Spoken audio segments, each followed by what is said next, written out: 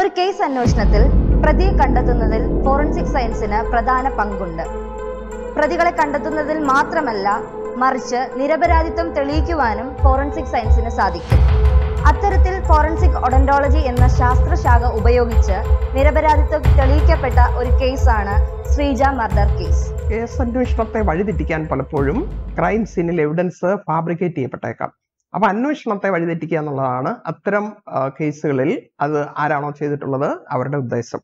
അപ്പൊ അങ്ങനെ ഫാബ്രിക്കേറ്റ് ചെയ്യപ്പെട്ട കേസുകളിൽ അല്ലെങ്കിൽ അന്വേഷണ ഏജൻസിയെ തന്നെ മിസ്ലീഡ് ചെയ്യുകയും വേറെ ആരെയെങ്കിലും പ്രതിയാക്കി സ്ഥാപിക്കുകയും ചെയ്യാനുള്ള ഒരു ശ്രമം നടത്തിയിട്ടുണ്ടെങ്കിൽ അതും നമുക്ക് ഫോറൻസിക് സയൻസ് വഴി ക്ലിയർ ചെയ്തെടുക്കാം. അപ്പൊ അത്തരം ഒരു കേസ് സ്റ്റഡിയാണ് നമ്മളുടെ ഒരു പെൺകുട്ടി ഷീജ മർഡർ കേസ്. അപ്പൊ ഷീജ എന്ന് പറയുന്ന ഒരു 23 വയസ്സുകാരി ഒരു കാട്ടിൽ സ്ട്രാങ്കുലേറ്റ് ചെയ്ത് മരണപ്പെട്ട് കാണുന്നു. ഒരു ദിവസം സ്ട്രാങ്കുലേഷൻ, ആ കുട്ടിയുടെ തന്നെ ഡ്രസ്സ് കഴുത്തിൽ മുറുക്കി സ്ട്രാങ്കുലേറ്റ് ചെയ്ത് ഒരു കാട്ടിൽ കാണുകയാണ്.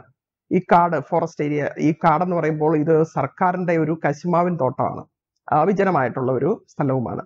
അപ്പൊ അവിടെ ഈ പെൺകുട്ടി ഇങ്ങനെ മരണപ്പെട്ട് കാണുന്നുണ്ട്. അപ്പൊ അവിടെ ക്രൈം സീൻ എക്സാമിനേഷന്റെ ഭാഗമായിട്ട് നമ്മൾ ചെന്നപ്പോൾ കണ്ട കാര്യങ്ങള്, ഒരു ചെരുപ്പ് ഈ ഡെഡ് ബോഡിയുടെ പരിസരത്തായിട്ടുണ്ട്, ഒന്ന് കുറച്ച് അകലെയായിട്ട് കാണുന്നുണ്ട്. പിന്നെ ഈ പെൺകുട്ടിയുടെ ഡെഡ് ബോഡിയുടെ അടുത്തായിട്ട് അവിടെ ഒരു സ്ട്രഗിൾ നടന്നതിൻ്റെതായ ഒരു ലക്ഷണവും കാണുന്നുണ്ട്. കുട്ടിയുടെ ചെവിയിൽ ഒരു കമ്മലുണ്ട്, ഒരെണ്ണം കാണാനുമില്ല. അപ്പൊ അങ്ങനെ പ്രീവിയസ് സ്ട്രഗിളിന്റെ എല്ലാ ലക്ഷണവും കാണുന്നുണ്ട്. ചെരുപ്പ് ഡിസ്ലൊക്കേറ്റ് ചെയ്ത് കാണുന്നുണ്ട്. പിന്നെ പരിസരത്തായിട്ട് ഒരു പേഴ്സ് കിട്ടി. അപ്പൊ ആ പേഴ്സ് നോക്കിക്കഴിഞ്ഞപ്പോൾ അതിൽ ചില ഡോക്യുമെന്റ്സ് ഉണ്ട്. അപ്പൊ ഈ ഡോക്യുമെന്റ്സിൽ നിന്ന് ഒരു മനോരമ ഡിസ്കൗണ്ട് കാർഡ് ഉണ്ട്, പിന്നെ കുറച്ച് വേറെ പേപ്പേഴ്സ് ഉണ്ട്, ഒരു ഡ്രൈവിംഗ് ലൈസൻസ് ഉണ്ട്, ഒരു മാലയുണ്ട്. ഈ മാല മരണപ്പെട്ട പെൺകുട്ടിയുടെ മാലയാണെന്ന് ആ കുട്ടിയുടെ അമ്മ തിരിച്ചറിയുകയും ചെയ്തിട്ടുണ്ട്. അപ്പൊ അങ്ങനെയുള്ള സുപ്രധാനമായിട്ടുള്ള കുറെ രേഖകൾ അടങ്ങിയിട്ടുള്ള ഒരു പേഴ്സ് ഈ പെൺകുട്ടിയുടെ ഡെഡ് ബോഡിയുടെ പരിസരത്ത് നിന്ന് കിട്ടിയിട്ടുണ്ട്. അപ്പോൾ സ്ട്രഗിൾ നടന്നിട്ടുണ്ട്, ചെരുപ്പ് ഡിസ്ലൊക്കേറ്റ് ചെയ്ത് കാണുന്നുണ്ട്, ഇങ്ങനെയുള്ള പ്രത്യേകതകളെല്ലാം കാണുന്നു. കൂട്ടത്തിൽ ഈ പേഴ്സും കൂടെ കാണുന്നു. അപ്പൊ ഇതിൽ നിന്ന് എന്താണ് നമ്മൾ മനസ്സിലാക്കേണ്ടത്? ഇത് പ്രതി ഇങ്ങനെ ഇതെല്ലാം ഓർണമെന്റ്സും മറ്റു കാര്യങ്ങളും ഒക്കെ എടുത്ത് ഓടിപ്പോകാനുള്ള ശ്രമം നടത്തുന്നതിനിടയിൽ ആരെയെങ്കിലും ഒരുപക്ഷെ കണ്ടിട്ടുണ്ടായേക്കാം. അപ്പോൾ ഓടിപ്പോയിട്ടുണ്ടാവും. അതാണ് ചെരുപ്പുകൾ തന്നെ മിസ്പ്ലേസ്ഡ് ആയിട്ട് കാണുന്നതിന്റെ ഒരു കാരണം. അങ്ങനെ ഓടുന്നതിനിടയിൽ ചിലപ്പോൾ ഇയാളുടെ പേഴ്സ് അറിയാതെ തന്നെ അവിടെ വീണുപോയിട്ടുണ്ടായേക്കാം. അപ്പോൾ അതാണ് പ്രഥമ ദൃഷ്ടിയ നമുക്ക് തോന്നാവുന്ന ഒരു കാര്യം. അപ്പോൾ ഈ പേഴ്സ് വേണ്ട രീതിയിൽ പരിശോധിച്ചപ്പോൾ ഇതിനകത്തുള്ള ഡോക്യുമെന്റ് ഉണ്ടല്ലോ, ആ ഡോക്യുമെന്റ് ഒരു ഡ്രൈവിംഗ് ലൈസൻസ് ആണ്. ഈ ലൈസൻസ് പ്രകാരം ഇയാള് ഒരു ഓട്ടോറിക്ഷ ലൈസൻസിയാണ്. ലൈസൻസ് ഉണ്ടെങ്കിൽ പിന്നെ എളുപ്പമാണ് പ്രതിയെ പിടിക്കാൻ. ഇയാളുടെ പേരും അഡ്രസ്സും ലൈസൻസിലുണ്ടല്ലോ. അപ്പൊ ഇയാളുടെ പേര് രാജീവ് എന്നാണ്. പട്ടാമ്പി സ്വദേശിയായിട്ടുള്ള ഒരു ആളാണ്. അപ്പോൾ നമ്മളുടെ ചാലിശ്ശേരി പോലീസ് സ്റ്റേഷൻ ലിമിറ്റിൽ ഉണ്ടായിട്ടുള്ള ഒരു കേസാണ്. അപ്പോൾ പട്ടാമ്പി സ്വദേശിയായ രാജീവിന്റെ പേഴ്സാണ് ക്രൈം സീനിൽ കാണുന്നത്, അയാളുടെ ഡ്രൈവിംഗ് ലൈസൻസ് ആണ് ക്രൈം സീനിൽ കാണുന്നത്. അപ്പോൾ തീർച്ചയായിട്ടും ഇയാളെ പിടിച്ചു കഴിഞ്ഞാൽ നമുക്ക് പ്രതിയെ കിട്ടുന്നതിന് സമാനമാണ്. കേസ് എങ്ങനെയൊക്കെയാണ്, എന്തൊക്കെയാണ് മറ്റ് ലീഡിംഗ് ആയിട്ടുള്ള ഫാക്ട്സ്, ഇതെല്ലാം നമുക്ക് കിട്ടും. അപ്പോൾ ഈ കേസുമായി ബന്ധപ്പെട്ട് നമ്മുടെ സീനിയർ ഉദ്യോഗസ്ഥര് അവിടെ രണ്ട് പോലീസ് ഉദ്യോഗസ്ഥരെ ഈ രാജീവിനെ പിടിക്കാനായിട്ട് നിർദ്ദേശിച്ചു വിടുന്നു.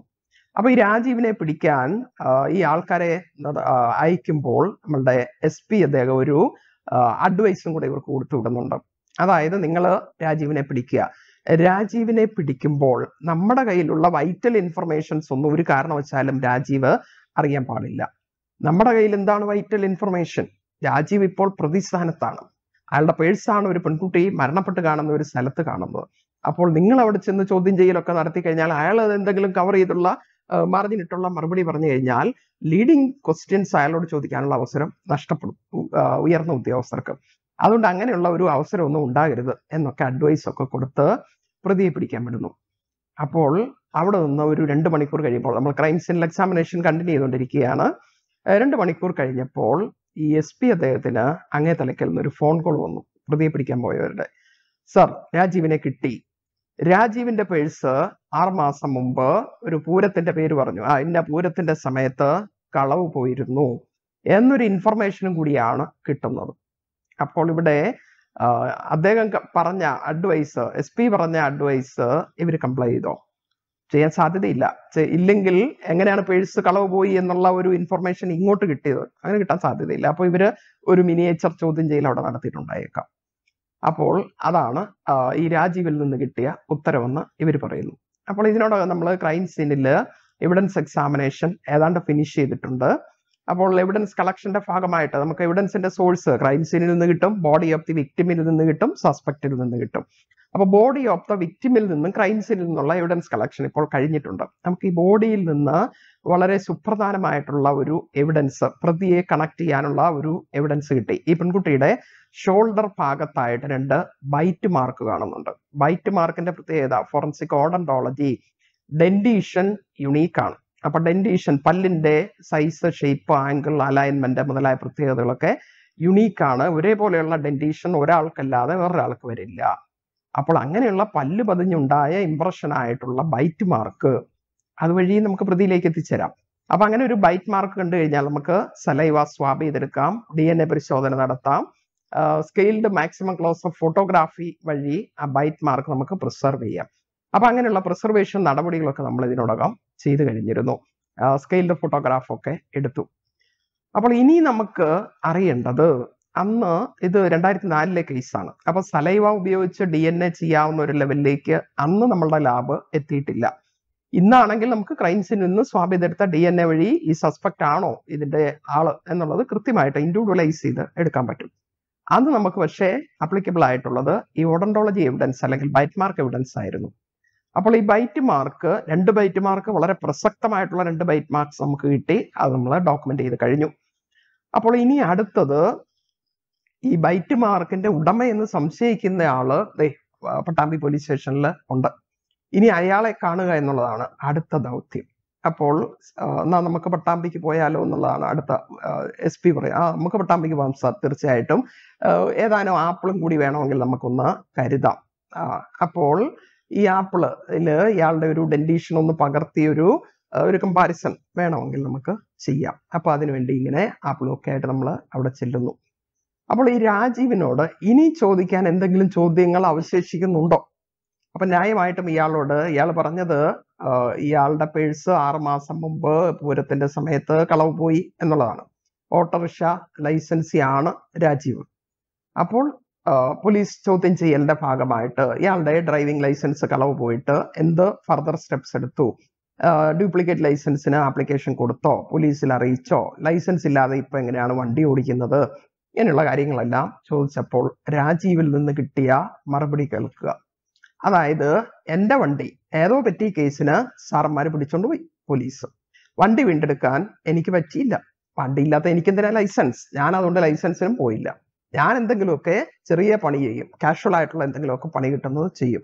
ചെറിയ കാശ് കിട്ടും, ആ ചെറിയ കാശിന് ഞാൻ വെള്ളം അടിക്കും. അങ്ങനെ എങ്ങനെങ്കിലുമൊക്കെ ആയിട്ട് ഞാൻ ജീവിച്ചു പോകും.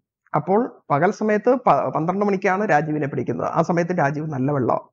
അപ്പോൾ രാജീവ് പറയുന്നത് വിശ്വസിക്കണോ വിശ്വസിക്കണ്ടായോ എന്നുള്ള അവസ്ഥയിൽ നിൽക്കുമ്പോഴാണ് നമുക്ക് ഈ ബോഡിയിൽ നിന്നുള്ള ബൈറ്റ് മാർക്ക് പ്രസക്തമായിട്ട് നമുക്ക് കിട്ടുന്നത്. അപ്പോൾ ആ ബൈറ്റ് മാർക്ക് ഇനി രാജീവിൻ്റെതാണോ എന്നുള്ളതാണ് നമുക്ക് അറിയേണ്ടത്. അപ്പൊ അതിനു വേണ്ടിയിട്ട് സാമ്പിൾ ബൈറ്റ് എടുക്കുന്നതിന് മുമ്പ് തന്നെ രാജീവിനോട് ചോദ്യം ചെയ്തപ്പോൾ ഈ രാജീവിന്റെ അതിന്റെ ഉത്തരം പറയാനായിട്ട് ഇയാൾ വാ തുറന്നപ്പോൾ രാജീവിന്റെ പല്ലിന്റെ ഒരു ഔട്ട്ലൈൻ നമുക്ക് കിട്ടി. ആ ഔട്ട്ലൈൻ കിട്ടിയപ്പോൾ തന്നെ നമുക്ക് കൺക്ലൂസീവ് ആയിട്ടുള്ള ഒരു ഉത്തരം പറയാൻ പറ്റി. സർ, നമ്മളുടെ ബൈറ്റ് മാർക്ക്, നമ്മുടെ ഡെഡ് ബോഡിയിലെ ബൈറ്റ് മാർക്കിന്റെ ഉടമ ഈ രാജീവ് അല്ല. അപ്പോൾ ഈ രാജീവിന് വേറെ രീതിയിൽ ആ സ്ഥലത്ത് ഏതെങ്കിലുമൊക്കെ കണക്ഷൻ ഉണ്ടോ, പെൺകുട്ടിയെ അറിയാമോ, അവിടെ വന്നതായിട്ടുള്ള തെളിവുണ്ടോ, അങ്ങനെയുള്ള കാര്യങ്ങളൊക്കെ ഫർദർ ഇൻവെസ്റ്റിഗേഷന്റെ പാർട്ടാണ്. പക്ഷേ ബൈറ്റ് മാർക്ക് രാജീവിൻ്റെതല്ല. അത് ഫർദർ എക്സാമിനേഷനോ കമ്പാരിസണോ കൂടാതെ ഉറപ്പിച്ചു പറയാൻ പറ്റുന്നത് എങ്ങനെ? ഇത് നമുക്ക് പെൺകുട്ടിയുടെ ബോഡിയിലെ ബൈറ്റ് മാർക്ക്, ഫ്രണ്ടിലുള്ള ഇൻസിസേഴ്സ്, 2 പരന്ന വലിയ പല്ലുകൾ നന്നായി പതിഞ്ഞിട്ടുള്ള ഒരു ഇംപ്രഷൻ ഉണ്ട്. അത് കഴിഞ്ഞ് ഒരു ചെറിയ ഗ്യാപ്പ്, 2 പല്ലുകൾ അടുത്ത്, അത് കഴിഞ്ഞ് ചെറിയ ഗ്യാപ്പ്, അത് കഴിഞ്ഞാണ് അടുത്ത പല്ല്. 4 പല്ലുകളുടെ ഇംപ്രഷൻ വ്യക്തമായിട്ട് ഈ പെൺകുട്ടിയുടെ ഷോൾഡർ ഭാഗത്ത് പതിഞ്ഞിട്ടുണ്ട് ബോഡിയിലെ ബൈറ്റ് മാർക്കിൽ. രാജീവിന്റെ പല്ലുകൾ, അയാൾ സംസാരിച്ചപ്പോൾ അയാളുടെ പല്ലിന്റെ ഒരു ഔട്ട്ലൈൻ കിട്ടി. രാജീവിന്റെ പല്ലുകളെല്ലാം സ്മോൾ സൈസ്ഡ് ആണ്. അതിനിടയിൽ ഒരു ഗ്യാപ്പ് പോലും ഇല്ല. അതിനൊരു പ്രത്യേക ഇടതുവശത്തേക്ക് ചെരിഞ്ഞുള്ള ഒരു അലൈൻമെന്റ് ഉണ്ട്. അപ്പോൾ നമ്മൾ പറഞ്ഞു ഡെന്റീഷൻ ഒരാളുടെ പോലെ വേറൊരാൾക്കില്ല. അപ്പോൾ എല്ലാ പല്ലുകളും ഇടതുവശത്തേക്ക് ചെരിഞ്ഞിട്ടുള്ള ഒരു അലൈൻമെന്റിലാണ്. ഒരു ഗ്യാപ്പ് പോലും ഇല്ല. സ്മോൾ സൈസ്ഡ് ആയിട്ടുള്ള പല്ലുകളാണ് അയാളുടേത്. നമ്മുടെ ബോഡിയിലെ ബൈറ്റ് മാർക്കിൽ 2 നല്ല ബ്രോഡ് ആയിട്ടുള്ള ബൈറ്റ് മാർക്കാണ്. അപ്പോൾ ഇയാളുടെ പല്ലുകൊണ്ട് ആ ബൈറ്റ് മാർക്ക് ക്രിയേറ്റ് ചെയ്യാൻ എന്തായാലും പറ്റില്ല. അപ്പോൾ ഇതിന്റെ പേരിൽ ഇയാളെ സംശയിക്കാൻ ന്യായമില്ല. അപ്പോൾ രാജീവിനെ എലിമിനേറ്റ് ചെയ്യാറായോ ഇല്ലയോ? തൽക്കാലം രാജീവിനെ വിടാറായിട്ടില്ല. വേണമെങ്കിൽ 3rd ഡിഗ്രി ഒക്കെ ഒഴിവാക്കി അവിടെ നിർത്താം എന്നുള്ള സ്റ്റേജിലേക്കൊക്കെ എത്തിച്ചു കൊടുത്തിട്ടുണ്ട്. അപ്പോൾ ഇനി ഈ കേസിന് വേറൊരു ഭാഗവും കൂടി ഉണ്ടായിരുന്നു. അപ്പോൾ ഇവിടെ നമ്മൾ മരണപ്പെട്ട പെൺകുട്ടി, ഈ പെൺകുട്ടി മാരീഡാണ്, ഡൈവോഴ്സിയാണ്, 2 കുട്ടികളുടെ അമ്മയാണ്. ഇപ്പോൾ വേറൊരാളുമായിട്ടൊരു അടുപ്പമുണ്ട്. അയാളുടെ പേര് മോഹൻ എന്നാണ് എന്ന് ഈ കുട്ടിയുടെ അമ്മ പറഞ്ഞു. അപ്പൊ അമ്മ അതിന്റെ കൂടെ ഒരു വാചകം കൂടെ കൂട്ടിച്ചേർത്തു. ഒരു കാരണവശാലും മോഹനെ സംശയിക്കാൻ ന്യായമില്ല. കാരണം പെൺകുട്ടിയുമായിട്ട് അവർ നല്ല സൗഹൃദത്തിലാണ്. മോഹൻ ഒരിക്കലും പെൺകുട്ടിയെ കൊല്ലുകയില്ല. അപ്പോൾ അങ്ങനെയാണ് അമ്മ പറഞ്ഞത്. അപ്പോൾ ഈ രാജീവിനെ പിടിക്കാൻ ഉദ്യോഗസ്ഥര് ആളെ അയച്ച അതേ സമയത്ത് തന്നെ ഈ മോഹനെ പിടിക്കാൻ വേറൊരു ടീമിനെയും കൂടി അയച്ചിട്ടുണ്ട്. ഈ മോഹനെ പിടിക്കാൻ പറ്റിയില്ല, മോഹനെ കണ്ടുപിടിക്കാൻ പറ്റിയിട്ടില്ല. ഇപ്പൊ ഈ മോഹനെ പ്രൊട്ടക്ട് ചെയ്തുകൊണ്ടുള്ള ചില ഫോൺ കോൾസ് ഒക്കെ ആ ക്രൈം സീനിൽ നമ്മൾ നിൽക്കുമ്പോൾ തന്നെ SP-ക്ക് വന്നു. ഞാനും അതിന് സാക്ഷിയാണ്. അപ്പോൾ ഇൻഫർമേഷൻ മോഹൻ അത്രക്കാരനല്ല. മോഹൻ ഒരിക്കലും പെൺകുട്ടിയെ കൊല്ലുകയില്ല. മോഹന് ഈ പറയുന്ന പെൺകുട്ടിയായിട്ടൊരു അടുപ്പമുണ്ടെന്നുള്ളതൊക്കെ സത്യമാണ്. അതിന്റെ അപ്പുറം മോഹൻ അങ്ങനെയൊന്നും ചെയ്യുന്ന ആള് അല്ല. മോഹനെ കിട്ടിയിട്ടില്ല. അതിനു മുമ്പ് മോഹനെ പ്രൊട്ടക്ട് ചെയ്തിട്ടുള്ള കോളുകൾ അദ്ദേഹത്തിന് കിട്ടുന്നു. അപ്പോൾ ഈ മോഹനെ കിട്ടിയില്ല. രാജീവിനെ തൽക്കാലം നമ്മൾ എലിമിനേറ്റ് ചെയ്തു, ഇന്നസെന്റ് ആണ് എന്നുള്ള ഈ പോയിന്റിൽ അയാളെ സംശയിക്കാൻ ന്യായമില്ല. അങ്ങനെ പറഞ്ഞു. നമ്മളുടെ ഫോറൻസിക് എക്സാമിനേഷൻ പാർട്ട് ഏതാണ്ട് തീർന്നു. നമ്മൾ തിരിച്ചു പോകുന്നു. പോലീസിന്റെ അന്വേഷണം തുടരുന്നു. മോഹന് വേണ്ടിയുള്ള അന്വേഷണം തുടരുന്നു. അപ്പൊ അങ്ങനെ അന്ന് വൈകുന്നേരം ഒരു 9:30 ആയപ്പോൾ, രാത്രിയിൽ 9:30 ആയപ്പോൾ പാലക്കാട് SP-യുടെ ഒരു കോൾ എനിക്ക് കിട്ടി. അപ്പൊ അദ്ദേഹം പറയുന്നു, ഒരു സന്തോഷ വർത്തമാനം അറിയിക്കാനുണ്ട്, നമുക്ക് മോഹനെ കിട്ടി. മോഹൻ എല്ലാ കാര്യങ്ങളും സമ്മതിച്ചു. രാജീവ് ഇന്നസെന്റ് ആയിരുന്നു. അപ്പൊ ഇന്നസെന്റ് ആയിട്ടുള്ള രാജീവിനെ ബൈറ്റ് മാർക്ക് വഴി രക്ഷപ്പെടുത്തിയതിന്റെ നന്ദി അറിയിക്കുകയാണ്. അപ്പൊ ഇനി മോഹൻ കൺഫസ് ചെയ്തു. എന്താ ഉണ്ടായത്? മോഹൻ പറയുന്നു, ഈ പെൺകുട്ടിയുമായിട്ടുള്ള അടുപ്പം കാരണം ഈ പെൺകുട്ടി മറ്റാരോടും സംസാരിക്കാൻ മോഹന് താല്പര്യമില്ല. അപ്പൊ അങ്ങനെ ആരോടെങ്കിലും സംസാരിക്കുന്നുണ്ടെങ്കിൽ അതെല്ലാം വിലക്കി. അപ്പോൾ ഈ പെൺകുട്ടി ചെറിയ ജോലിക്കൊക്കെ, കശുവണ്ടി ഫാക്ടറിയിലൊക്കെ ഏതോ ജോലിക്കൊക്കെ പോകുന്നുണ്ടായിരുന്നു. അപ്പൊ അവിടെയുള്ള ആൾക്കാരുമായിട്ടൊക്കെ സംസാരിക്കുന്നുണ്ട് എന്ന് മനസ്സിലാക്കി. അപ്പൊ അങ്ങനെ സംസാരിക്കാൻ പാടില്ല എന്നൊക്കെ പറഞ്ഞു. അത് വിലക്കി. കുട്ടി പറഞ്ഞിട്ട് കേട്ടില്ല.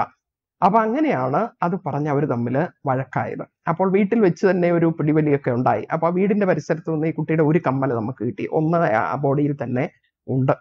അപ്പോൾ അങ്ങനെ ആ ഒരു സ്ട്രഗിളിന്റെ ശേഷം ഈ മോഹൻ തന്നെയാണ് ഈ പെൺകുട്ടിയെ സ്ട്രാങ്കുലേറ്റ് ചെയ്ത് കൊന്നത്. അപ്പോൾ കംപ്ലീറ്റ് കേസ് ക്ലിയർ ആകുന്നു. ഇന്നസെന്റ് ആയിട്ടുള്ള ആളെ നമ്മൾ രക്ഷപ്പെടുത്തുന്നു. യഥാർത്ഥ പ്രതിയെ കേസിലേക്ക് കണക്ട് ചെയ്ത് കൊടുക്കുന്നു. അപ്പോൾ എത്രമാത്രം ഫാബ്രിക്കേറ്റ് ചെയ്ത് തെളിവ് നശിപ്പിക്കാനോ അല്ലെങ്കിൽ പോലീസിനെ മിസ്ഗൈഡ് ചെയ്യാനോ ഉള്ള ശ്രമം നടത്തിയാലും ഫോറൻസിക് പരിശോധന കൃത്യമായിട്ട് നടത്തി കെയർഫുൾ ആയിട്ടുള്ള ഒബ്സർവേഷന്റെ ഫലമായിട്ട് കിട്ടുന്ന ട്രേസ് എവിഡൻസ് വഴി നമുക്ക് സത്യം കണ്ടെത്താൻ പറ്റും.